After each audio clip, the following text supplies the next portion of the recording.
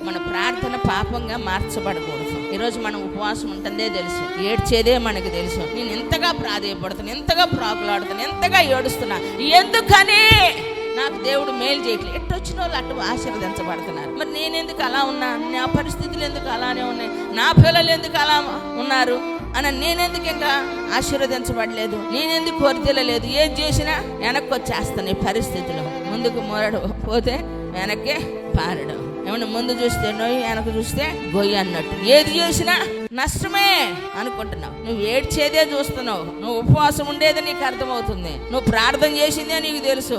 ఎంత ఆత్మలో పరవశిస్తావో ఆదివారం వస్తే అదే నీకు తెలుసు.